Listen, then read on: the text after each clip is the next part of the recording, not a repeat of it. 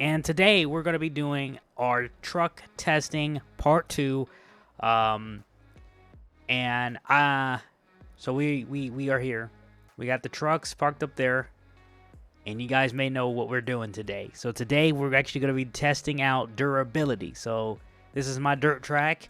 This is the dirt track that we come to do our testing, hardcore testing, our jumps, everything. And this is my second gen. If you guys are new around here, this truck survived all of this, believe it or not.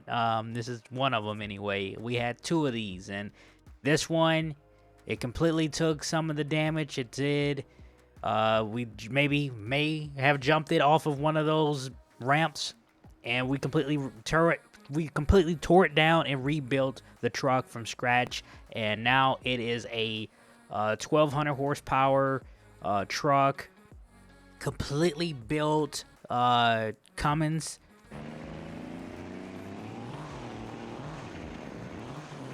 I'm still looking for a transmission. I don't have a good transmission for this truck, but when we get a good transmission, she'll be back to her formal glory. But we cooked this transmission in this truck. This truck makes so much power that the transmission itself just could not keep up with it. We had I'm gonna tell you what we had. So this truck, it had a built, I think it was a 48RE. So we built the 48RE, and then we tried a drag race transmission. It couldn't hold up with the amount of torque that the truck puts out. And now we just got a random 47RE in here. And yes, I know, you put a 47 in here? Yes, we put a 47RE in the truck. And of course, as you can imagine, it did not hold up either. And yeah, so anyway, the second gen needs another transmission. I don't know exactly where I'm going to get it, but we're going to get another transmission, and hopefully we can make some power. Anyway, today is test day of these 3 trucks. They are all 2020 models, which is what we're testing. So we also installed diff lock on these trucks, so they now have differential diff lock. They needed them because these trucks just had 4-wheel drive, and it was not good enough.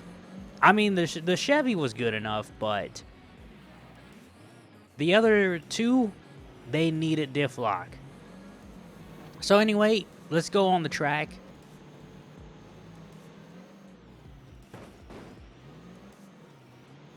It took that jump actually really well.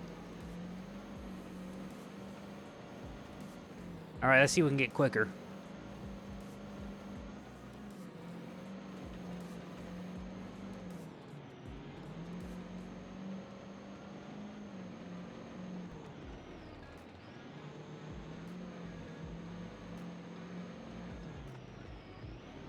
You can see that bed flex too.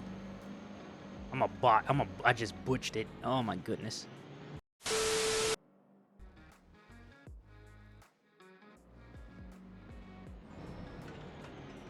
So you got a nice wall here, which is best to slide it. You want to get it a little bit higher. You should have anyway. All right, here we go. Try to hit that ramp. Here we go. Nice. A little brutal, but it landed. Whoa, look at that.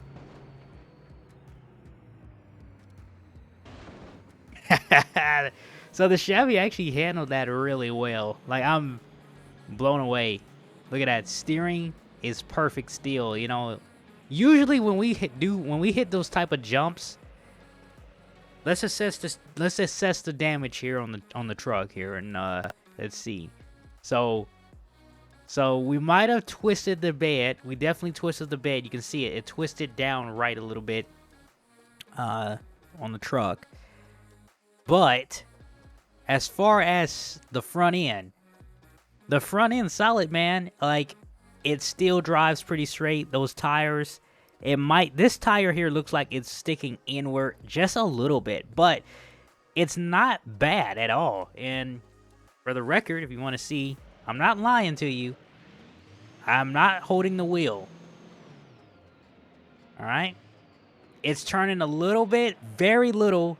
You won't even notice it, really. There's our test for the Chevy. Very nice. Next up is the Ford F-250. Yeah. All right, so we're going to lock the diffs like we did in the Chevy truck.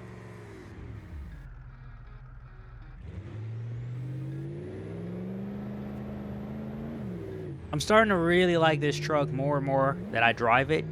Like this whole truck, the build, the model is so nice. All right, so the jump that you see right here, I'm gonna tell you right now, that jump is very deadly. Like, we took a lot of cars and trucks off of that ramp, and it's not good. As you can see, you know, we're gonna hit it later, but we're gonna warm up to it because that's a very big jump.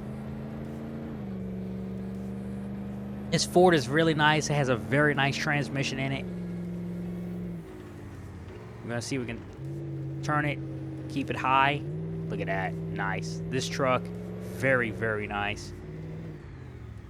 Look at that landing. Little.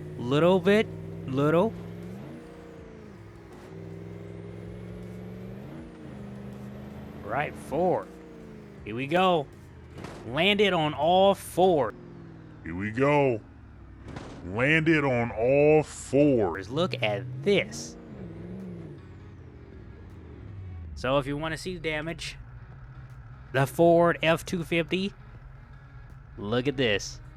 The only damage is this right here, is that little bed side on the passenger side.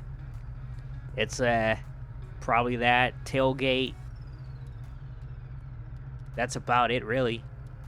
May not can open or close the tailgate anymore, but the bed is the only damage. Yeah, the Ford landed that way better than the Chevy did. I don't know if with the Chevy, did I hit the ramp sideways? I don't remember really. But I know the Chevy was a lot front end heavy, so that front end dove down when we came off the jump. Let's head into the Ram. This is the Ram 2500. This is the mega cab. And this truck here, it needed diff lock bad. But to make it fair, this truck, we took away this truck axle locks. So it's just diff lock. All right, let's see what the Ram got here. Now that it has diff lock, I kind of been running the track a little bit of like the wrong way. Like that's kind of how this is how you're supposed to use the track. Can't sling this one in the curve. All right, a little botched. Jesus. The jumps are a lot more brutal in the Ram. This is it. This is it. All right, how you guys think we did here? How you guys think we did in the Ram here? So, the overall look of the truck, it doesn't look too bad. I mean, the hood's up a little bit, which I do see now. The hood's up. The grill looks like it's kind of popping loose. I'm not 100% sure. The truck's black, so it's really hard to tell like damage. But if we look very hard, you can maybe see a little bit of damage. You might see a little bit of damage down there. If you look at the bed, which we're gonna have to go in the truck to see it, but the bed's completely wrinkled. That's not good. But you might notice something. The bed did not twist. See? The bed really did not twist. I don't know if that's a good thing or a bad thing, but that bed did not twist itself there. But if you look at the cab, from the bed to the cab, you might see like a little bit of light. So that bed definitely shifted forward into the cab, like the cab of the truck. You gotta look very close though, because it's really hard to tell. But there's really barely any light now in between the truck and the cab. But the Ram did survive, even though it was a lot more brutal. Look at that, it drives straight. It drives, still has its power, still has brakes. It has everything you still want. Maybe a very expensive hospital bill, but it's still drivable. So who has the most damage? I mean, the most damage probably is going to be the Ram, just because of like it has little cosmetic, as you might see, like the grill, the grill, the hood, the windshield. You had some bed damage, maybe the back door, which I'm seeing now on this side, back door. As far as the other trucks, they also have damage, but if you look at the cab of the Ford also is kind of pushed. So the Ford also has, all the trucks have bad damage.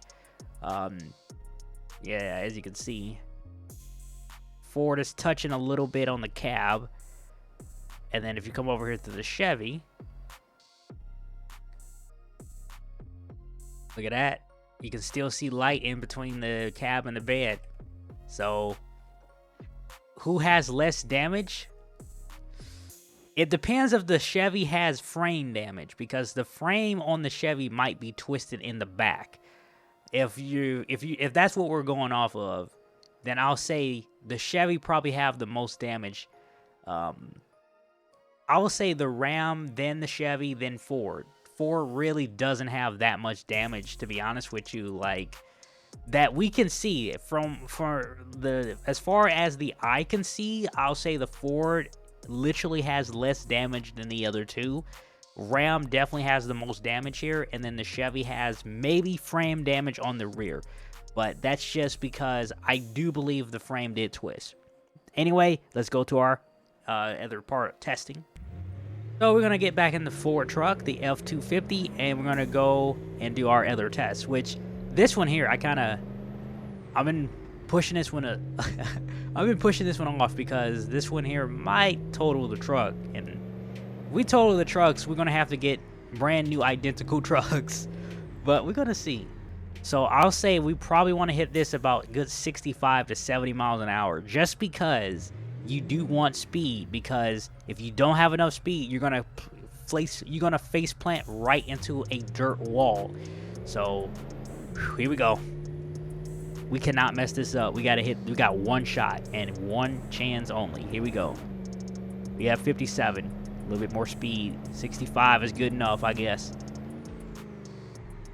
Ooh, yes! Come on. Yes, Ford!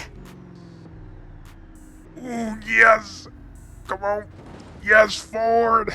There you go. Jesus. We broke the dry shaft, though, but there you go. Wow, that was nuts. That was nuts. So you definitely want to hit it at about a good 65 miles an hour. I do a replay to show you guys exactly what I was talking about.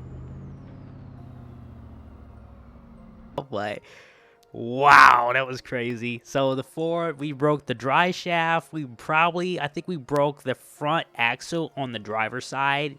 That's tire is completely leaning. Maybe both axles. We got some cab damage. The door separating from the top of the truck. Wow, both sides. The whole top is separating. Very bad welds. A little bit of a bulge right there by the back window. So tailgate completely fell off the truck, just sitting there now. Tail light literally popped out of the truck. That is crazy. Wow, that is sick.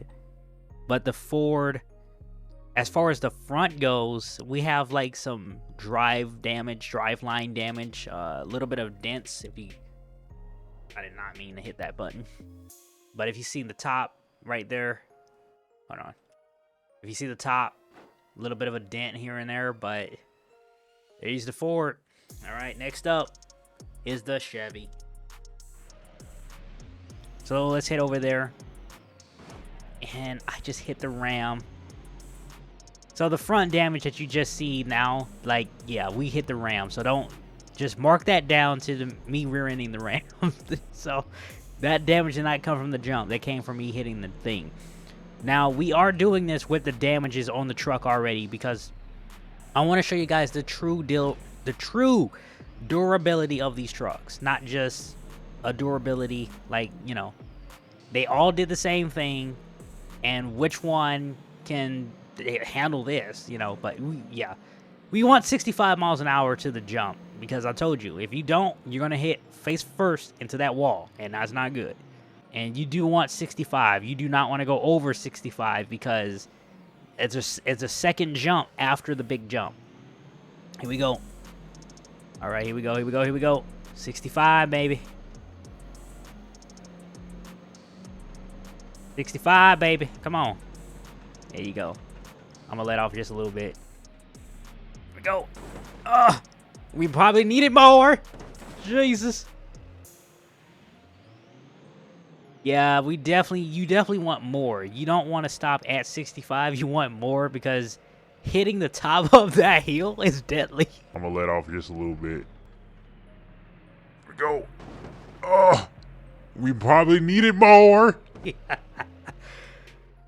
All right, here we go. So obviously the Chevy's going to have a lot more damage because we did hit the ground with the front end. So there's the front end of the damage. I mean, the front end of the damage. There's the damage on the front end of the Chevy. It's completely twisted. If the frame was not totaled, the frame is totaled now. So there you go. So, jeez, man, that Chevy's looking like a banana bowl, ain't it? Look, the Chevy's done. There's nothing you can do with the Chevy anymore. I think we even broke the engine mount on the engine because the engine's shaking completely. Yeah, we broke engine mounts. We broke the engine mounts, but we did not break the front end. So look at this. Chevy did improve their front end on the trucks. If we get in the truck, oh, no. Maybe yeah. I mean, yeah, are you sure about that? I was going to say Chevy definitely improved their front end, but look at this. Yeah, I don't think that's improved, to be honest. I mean, the Ford F-250 just broke axles, and yeah, that's different.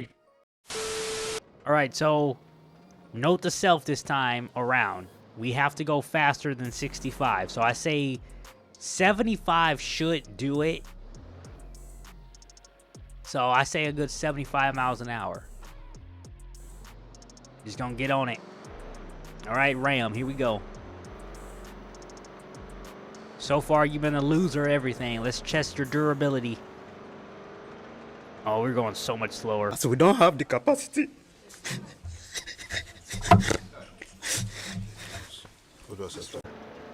I'm not gonna let off. We gotta stay on it. Ugh. Stay on it. Oh my God.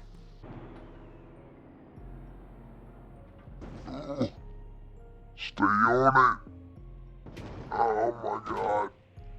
Well, there you go. Well, none of them was capable of doing this.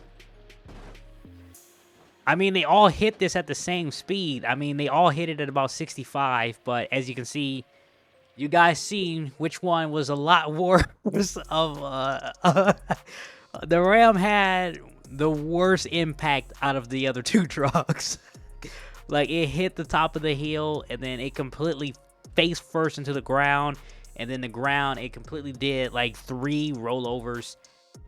So, there you go. I mean, if you're gonna do a jump, I do not recommend the 250.